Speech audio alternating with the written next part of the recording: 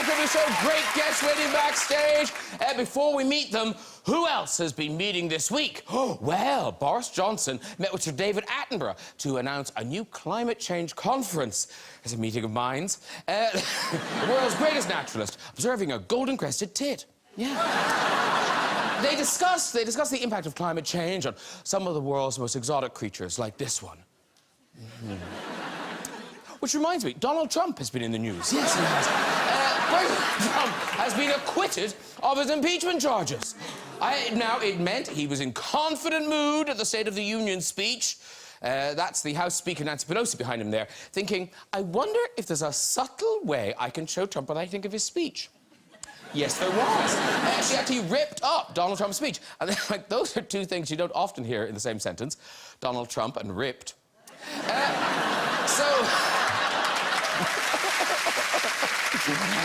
So with the impeachment quashed, Trump is now confident he'll get 4 more years, which by his reckoning makes a total of... close. Hey, let's get some guests on! Later, with the music from American superstar Alicia Keys! Yeah! But first, she's one of our favourite actors about to star in the new series from the creators of Downton Abbey. Please welcome back Tamsin Greig, everybody!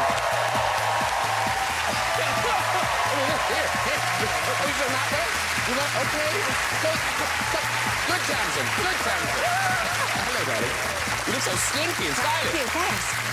We have the 2 stars of the hilarious new sitcom Intelligence. One is the writer and creator of the series and a rising star of British comedy. The other is simply a sitcom legend. It's Nick Mohammed and the great David Schwimmer!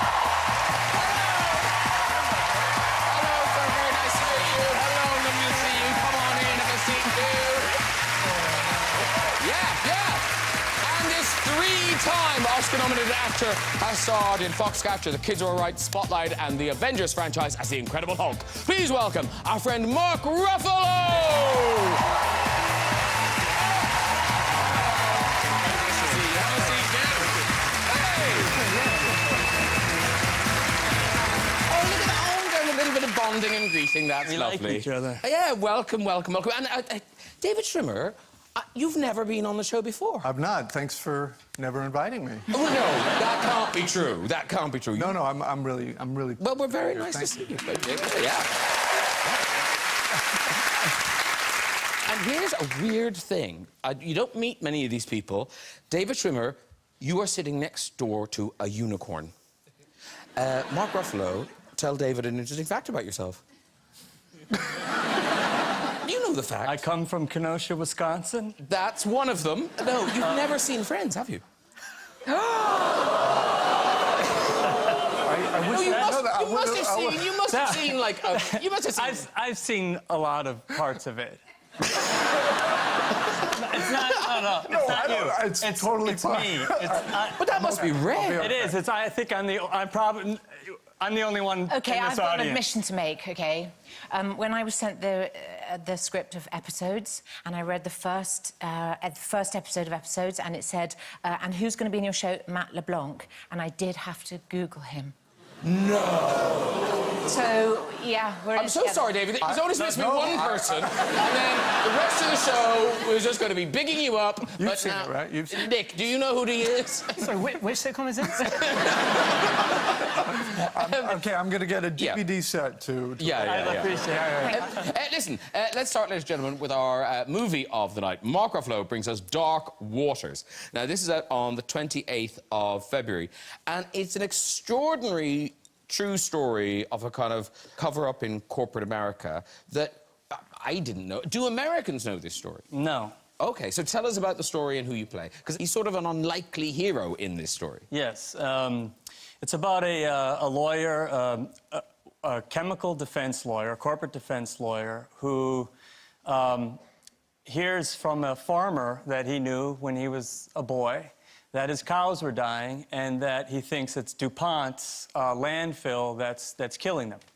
And he says he's going to help this guy out because he's a family friend, and he basically uncovers probably one of the biggest corporate crimes in history, where DuPont has poisoned all of us in the whole world, we all have these chemicals in us now. Because it revolves around the chemical in Teflon, right? Yes, it's the chemical in Teflon, but it's in all of our stain-resistant carpeting, fabrics, water-resistant eye makeup. It's everywhere. Spoiler. Should we just end the show? No, the statistics at the end of this film are mind-boggling. Yeah. This guy is one of the most beautiful, heroic people. He lost, I mean, any kind of promotions. He gave up his salary. People hated him for this work, and he is just the most generous, beautiful guy who did such a great service for all of us. And you're not just saying that because I think is he here? Is he? No, he is, isn't he? Rob Bellot? Is it Bellot? Bellot. Yes. Hello, sir. Will you stand up, Rob, please? He hates this.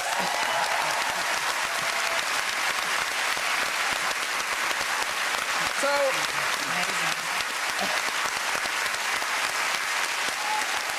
Yeah. And this is one of those extraordinary things, Rob, that sometimes happens to people, that you end up being in a movie. But what struck me watching the... So your wife is also in the movie. Because you have rows in the movie. Like, so, was that okay? Was that okay at home? Absolutely, yeah. Is your wife with you? No. No, okay. There we leave Rob Bellot in the audience. Is this the work you're still doing, Rob? Yes, yeah, it's still going on. People still bringing cases against DuPont? Yes, and it's spread all over the planet at this point. It's in the water everywhere. It's in everyone's blood in this room. Everyone's blood on the whole planet. If this was a different channel, we'd go to commercial now. Maybe you can go to a commercial. Yeah, where we could sell some cleaning products. But listen, I'll tell you what, a clip. This is you talking to your wife, played by Anne Hathaway, the great Anne Hathaway. That's right. And it's you kind of railing against the injustice. It's not going... Why? We protect us. We do. Nobody else. Not the companies, not the scientists, not the government, us.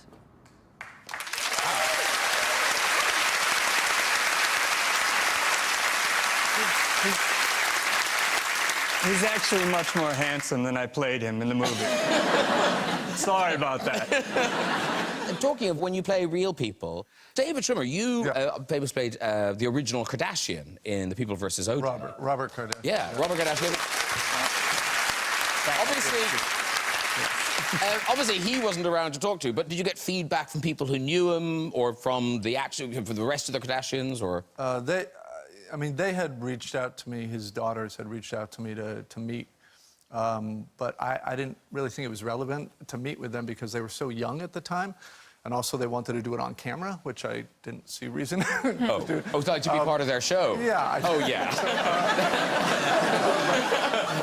We'd love to meet you. Yeah. But I did talk to Chris, his widow, and she was very generous with her time. I spoke to her for about 2 hours, which was really, really helpful, really informative. So. And also, is that weird thing? 'Cause that trial was all televised, so it's all you got all that to watch. Yeah, a lot of it's documented. Yeah, so that helps.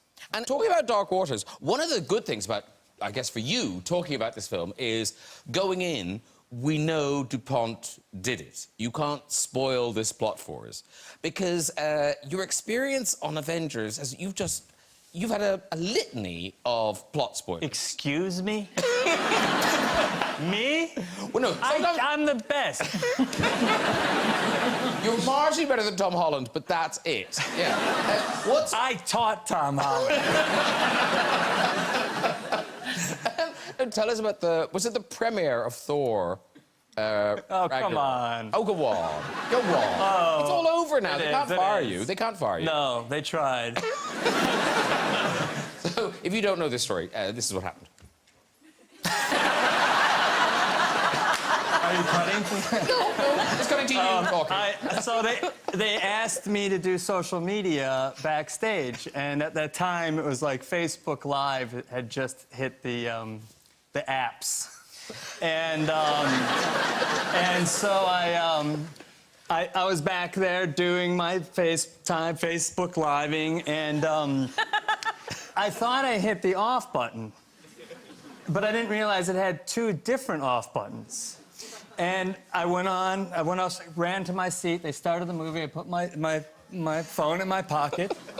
And I'm sitting there watching it, and I'm like 5 minutes in, and my phone is blowing up. I'm just like, bzz, bzz, bzz. And everyone and their mother was texting me from all over the world to tell me that my phone was on, and I was live broadcasting the movie.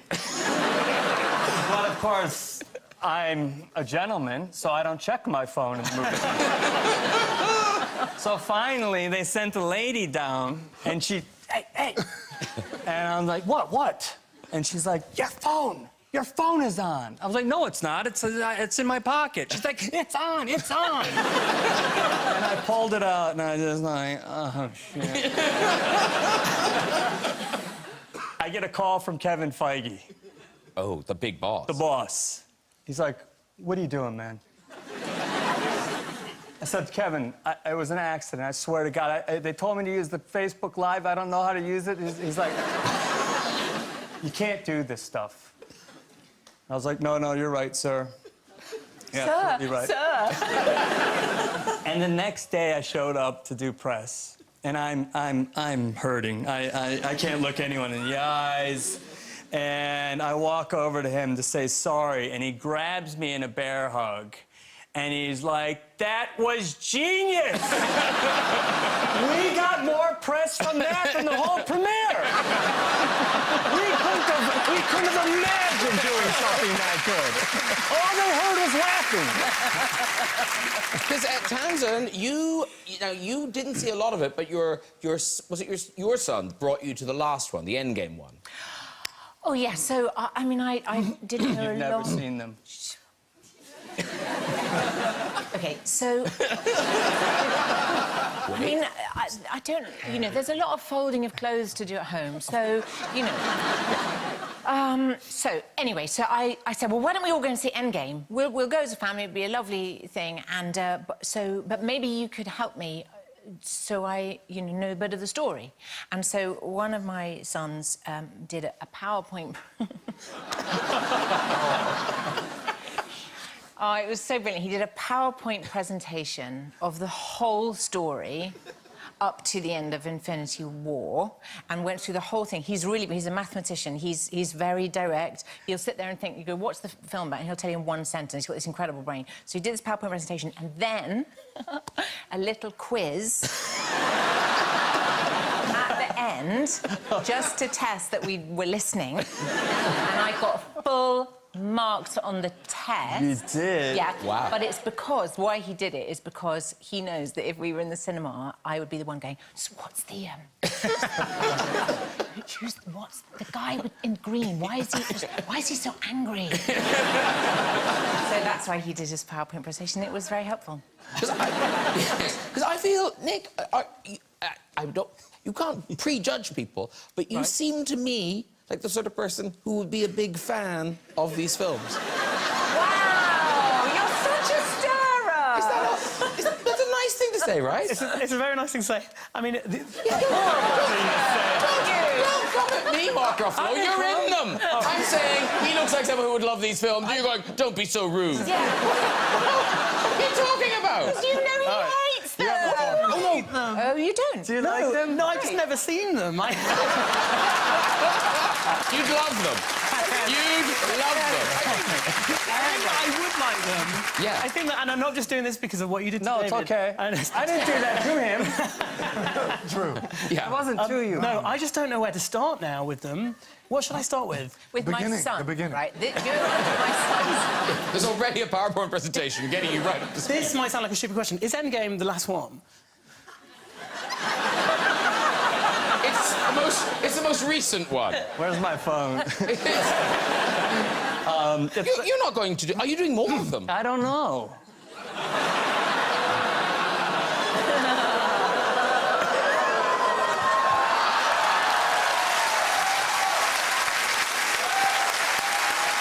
You haven't said anything bad. No. You just said I don't know. Who knows, really? You do. No, we'll stop now, because it would be terrible if we got you fired. No. No. But yes, you are. Okay. No, it's supposed to be over. Okay. That was supposed to be the end. That's why they That was the called very it. end. Yeah. Okay. Yeah. So Okay. you could work Hence backwards. the title Endgame. Yes. So here's the thing. So talking to Marco, going back to the Incredible Hulk and reprising that, and the odd thing about one of those characters, and you know Ross and Friends, one of the things that people keep asking you about going back, but you don't need to, because it's still, was it 15 years since you did the last episode? Yeah. And it's still on. People are still coming to it. It's like you are still making it. Yeah. It's, Well, it must be the weirdest thing. yeah, it's very similar to being a superhero in some of the biggest movies in the world. No, I'm a fan, by the way, of all the movies, so all of them. I'm gonna watch them all tonight. Yeah. Binge watch. Yeah, no, I mean, we're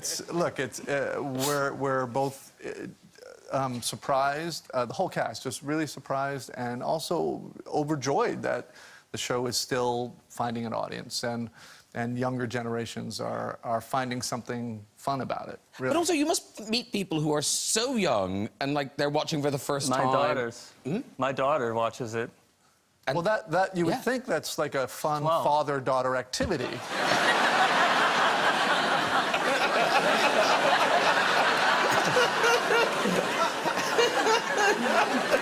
But no, it's not. Yeah.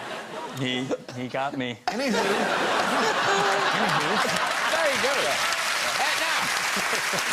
Now, Nick and David bring us a new sitcom, Intelligence. It's on Sky One from Friday the 21st of February. Also available on Now TV and as a Sky box set from that date.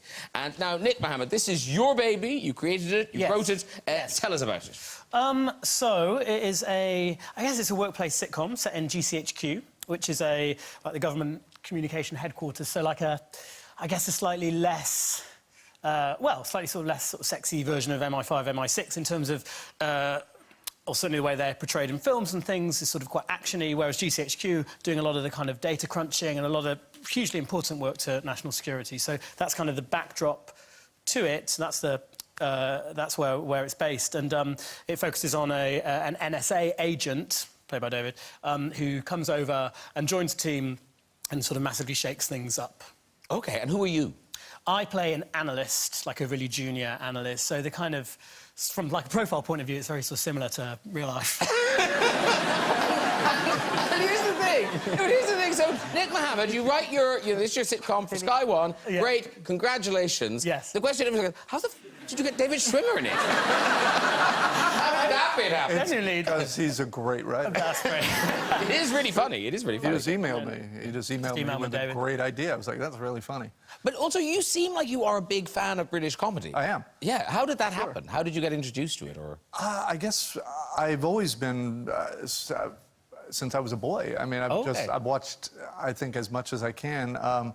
Going way back from, as a kid, Monty Python and Clouseau, and I mean, just, I don't know. I've always been a big fan, and I don't feel there's a huge difference between American comedy and British comedy. I guess I'm more attracted to character-driven comedy in a very funny situation. I also really like physical comedy.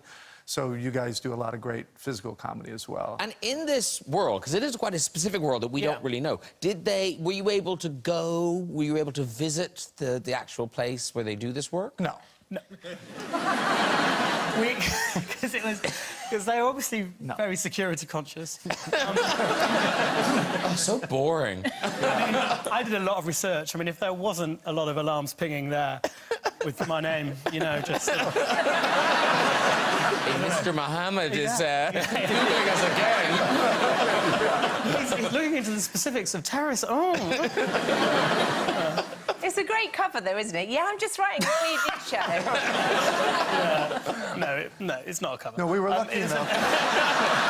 Wow, it's a really elaborate cover. They've made it now. My plan was to come on this. I mean, we can... It's all working. It's all working. I don't think we can show any of that. So you play American comes over, and I think our clip is briefly after you've arrived, Oh, right. and Nick is trying to show you the way to the toilet. Oh, right. Okay. Come on, man, I'm showing you. Hang on, hang on. So I've got a lazy eye, so sometimes Can you lift it? Go.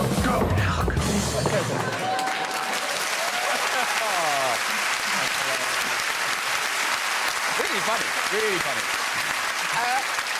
And now, is this in any way based, Nick, on your own work for the government? Because you did work for a government department, didn't you? Very briefly. I mean, as a student, I worked for Department for Work and Pensions, but I worked at Morgan Stanley after I graduated, just before the crash, just a coincidence.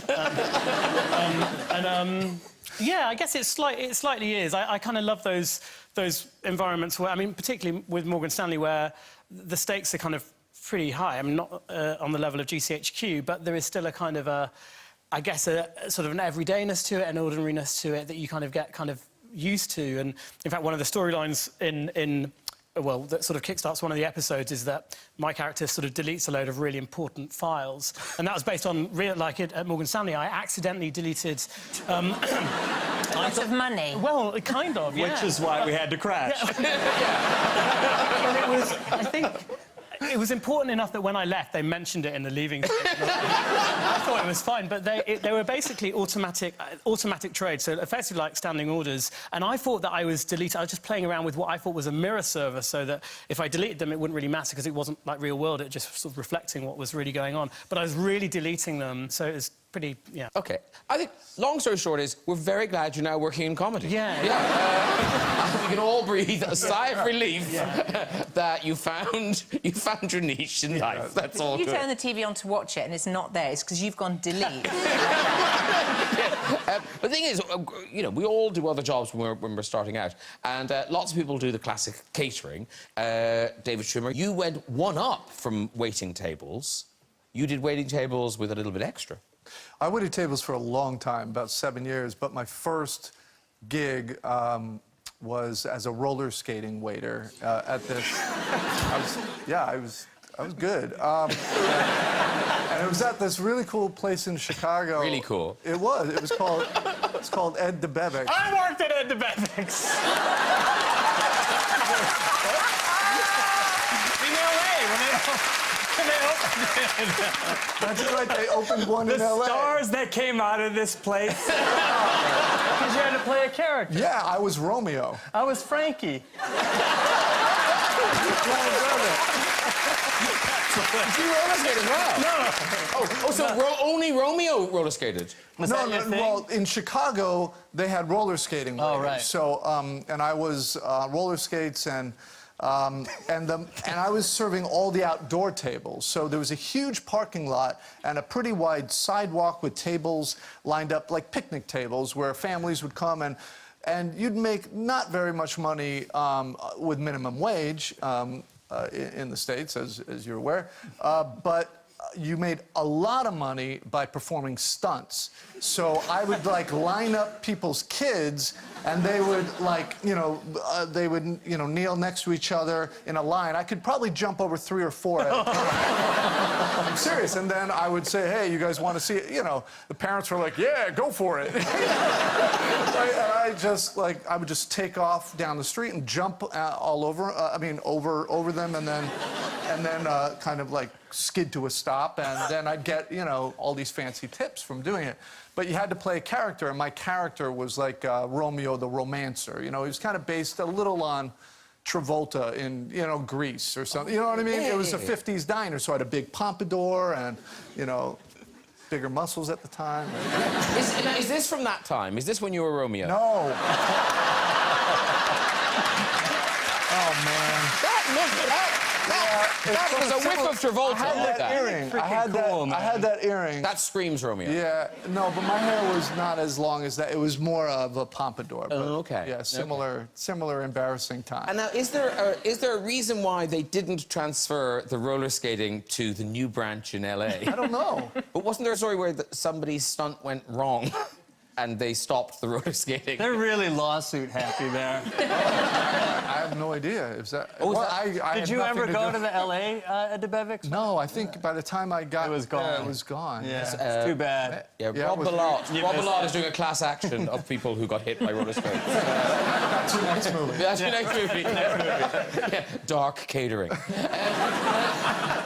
So, you That's knocked great. his way to tables. You were a bartender, and I just love the idea. You would be such a good bartender, Mark Ruffalo. Thank you. A generous... don't you know he'd do a generous pour? He would always do a Yeah, generous pour, yeah. Mark Ruffalo. I would do a generous. Big heart. Yeah, yeah. Mostly because people would be like, come on, man. Really? But no, but didn't you? You had your own cocktail. I had the margarita.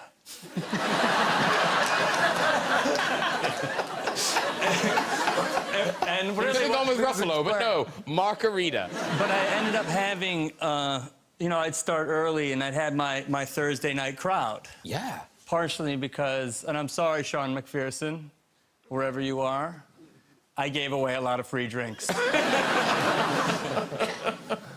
It wasn't a great quality in a bartender. But you were good dealing with drunk customers, which is I had to deal with a lot of drunk people, yes. And sometimes they were not very nice. No. There'd be nights where I'd be up to my eyeballs in a-holes. I'm saying nothing. Should I keep going? I don't know What that's supposed to mean? What? Wait, what? What did I say? Nothing. Is that a spoiler? No. Nothing. Nothing. No. So, no, wasn't there a guy who wanted, wasn't there a drunk guy? Oh, I get it. Yeah.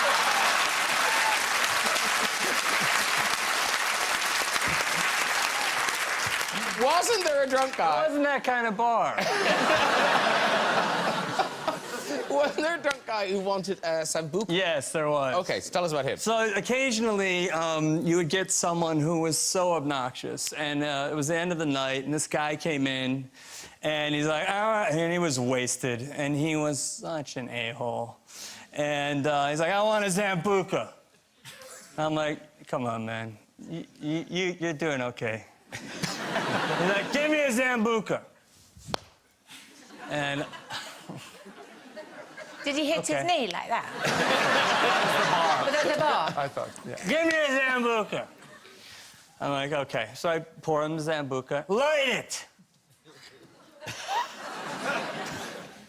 I'm not gonna light your drink, man. I don't like drinks. Okay, you wanna light your drink, you light your drink yourself. Light it! Okay. I light the drink. He takes it. And it goes all over his face, dripping down his face, blue flames everywhere. And I'm trying not to laugh. And he beats the hell out of himself to get it out. Give me another! Oh, sure thing. Want me to light it for you? Yes! Same thing all over again. It was one of the greatest nights. I sort of like him for having another one. I loved him. He walked out with like a flaming red goatee. That brings back a really painful memory. It was you? No. That would be amazing. That would be amazing. No, when I was like 12, 13, I was a late bloomer, but I had a premature mustache. Like I had hair there and nowhere else, right? I mean my head, of course. And And I was begging my dad, because kids were making fun of me, like, hey, your stash, Schwimmer, you must, you know. And so I was begging my dad, hey, can I please shave? And my dad was like, you're too young to shave, I'm sorry. But I I took matters into my own hand, and I borrowed some of my sister's Nair. Oh, no. And for those of you who don't know, it's like a chemical hair removal. We got it Imac. I think. Imac. Imac, yeah. Oh, okay, so I put it on my lip, but I left it on too long. So I had a burn mark. Just like the guy. Just like the guy. Only it was, you know, I had to then go to school, and everyone knew I had tried to take my hair off, and they're like, what the? And so all these other names. So I'm sorry to relive that trauma, but I want to share that. So. Very good. Moving on. Ladies and gentlemen, Tamsin Greig, a very posh new product for us. It's called Belgravia. This will be on ITV next month. And this is from the creators of Downton, but it's not Downton. It's set earlier, isn't it? It's 18... I mean, it begins 1815, but then most of it's 1840s kind of thing? Yeah. Yes. Yeah, I'm on it. OK, so who do you play? What is this world that we're being introduced in? This is the world in the middle of the 19th century when the middle classes were rising up and threatening the elite, the upper classes. I play Anne Trenchard, who is from the rising classes, the nouveau riche. She has a secret which she reveals to her nemesis, played by Harriet Walter, who... and this is a catalyst for all sorts of terrible things to occur. And it is kind of brilliantly twisty-turny, and as you mentioned, it's a bit of, you know, because a lot of times in these sorts of series, it's just the rich people and then the staff. And this is a kind of a world we haven't seen before, this kind of merchant class. Yeah. Who are as rich as the rich people. Absolutely. And James Trenchard, who Anne Trenchard is married to, played by the wonderful Philip Glenister, is the epitome of the merchant class who's basically built Belgravia, which is this very wealthy area of London, which... was built by the Cubitt brothers, and he goes into business with them. So he suddenly has the kind of power and access which, you know, an oik, a grunt, shouldn't have. OK, we've got a clip. This is you talking to Lady Brockenhurst, played by Harriet Walter, with whom you've shared your secret. I think the Derbys are just leaving. Would you forgive me if I go down and say goodbye?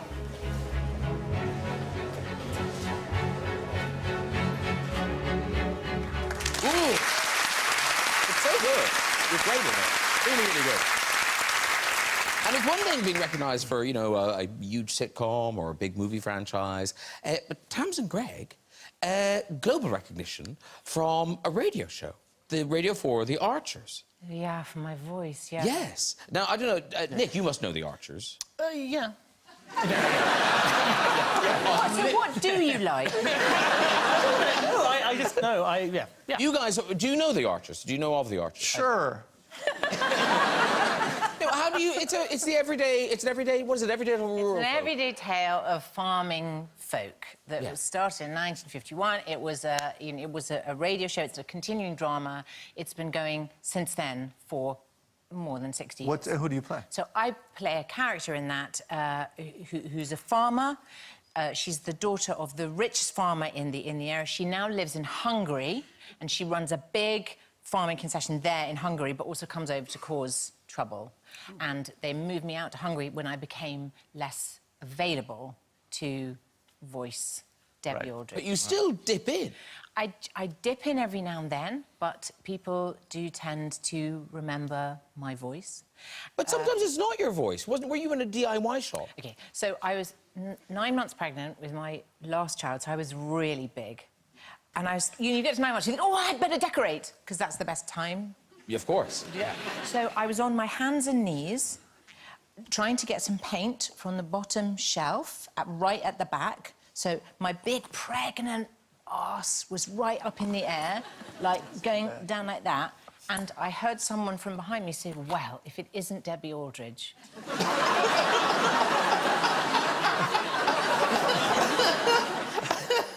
Which is the name of the character that I play. Yeah. On the radio. On the radio. But you still... Who was the guy? The guy, I had no is idea. this who a he random was. He person? just, I don't know. A fan. He was a fan. How did he recognize you, seriously? I don't know. Was it because of the... Arse. Oh! Did the character, was she known to have a... No, I don't know how it radio. happened. You really haven't listened to the Archers. They don't discuss Debbie's arse. Can you imagine them singing, oh, Debbie's arse? Not that kind of show. It's not the kind of show. But you still go up to Birmingham to do it. And now, do you still drive yourself? I used to drive a lot, just go up and down, and I'd planned it perfectly. I had to leave the house at 8:30 to get to the recording studio, which was 2.5 hours away in Birmingham at 11 o'clock. And so I parked my car outside the house where I was living in, which was on a single yellow line, which means you can only park there until a certain time. I thought that was 8:30. I parked it there. At about 8:15, I heard this noise outside, and I thought, it's not the bin men today. The garbage collector. Yeah. Very good, very good. Yeah. That's what that is. Yeah, bin men. So I said, it's not a bin day. What's that truck? I looked outside, and my car was being put on the back of a tow-away truck because I was only allowed to park there until 8 o'clock. And it was, I know, people are tutting for me. That's the real British way. They go... Want a cup of tea, dear? to get over the loss of your car. And so I rushed outside, and I was saying to the guy, the car is sort of swaying about this, and I said to the guy, what I wanted to say was, I have to drive to Birmingham now to do my job. Please, could you not take my car, because I will lose my job. I was panicking, and what I said was, you can't do this to me. I'm in the Archers. Were the Archers fans? Yeah, the guy looked at his mate, he goes, put the car on the fucking back. Very good. Alicia Keys, everybody! And her band, if I can just come on over and do... Alicia Keys! That was gorgeous. Gorgeous. Come in and say hello to everybody. Thank you. Mohammed, David Schwimmer, Ruffalo, Alicia Keys.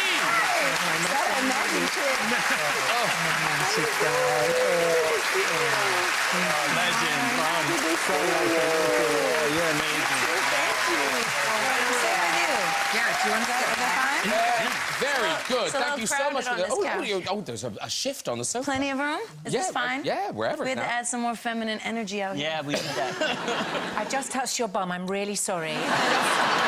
Just in case somebody saw that. That is from the new album, Alicia. Yes. Is this out now? Is it out now? March 20th. Oh, you're so on it. Well done, Hey. you. Yeah. And now I heard you talking about this album, and you were saying it's sort of that you feel it's a different side of Alicia Keys that we haven't seen before. I wanted to show all sides of me. I think that in some ways I haven't shown the full breadth of all that I am. And I think sometimes we get a little nervous about showing, like, call it anger or call it sensuality, call it vulnerability, and all of these things. Freedom is what I'm expressing in this music, so I love it. Good for you. And so that's out in March. And then, is it the European bit of the tour starts in Dublin on the 5th of June? It sure does. Lovely. We are coming. Oh, yeah, there you are. Boom, Yeah. look at all those dates. I'm here. Smiling now. Dublin the 5th of June. And talking of big fans of people, David Schwimmer, you are... Oh, yeah, huge. I mean, Yeah. Fallen is one of my... For real? For real. Your head is in our way.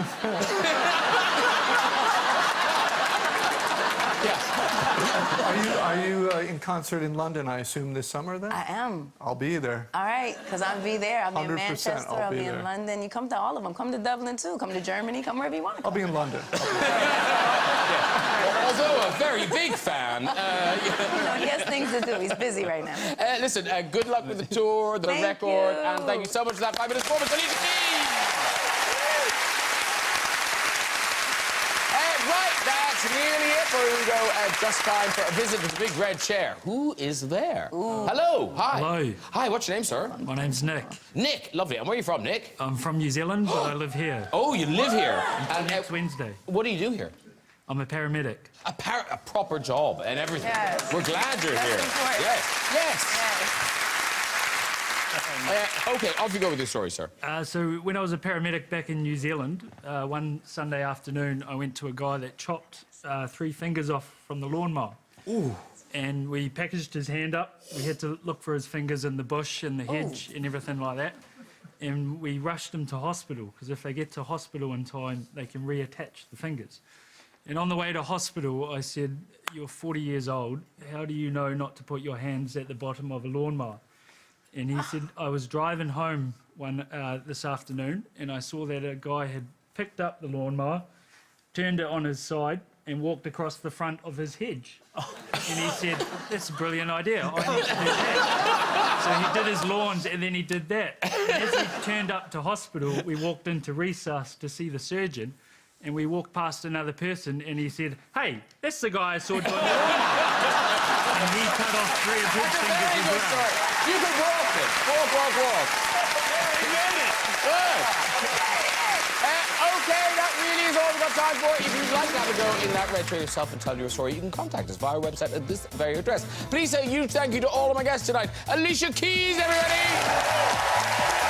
Tamsin Greig. Nick Mohammed. David Schwimmer. And Mr. Mark Ruffalo. Join me next week with singer-songwriter Sam Smith, comedian Alan Carr, superstar Oti Mabuse, actor Anna Kendrick, and the one and only Justin Timberlake. I'll see you then. Good night, everyone. Bye.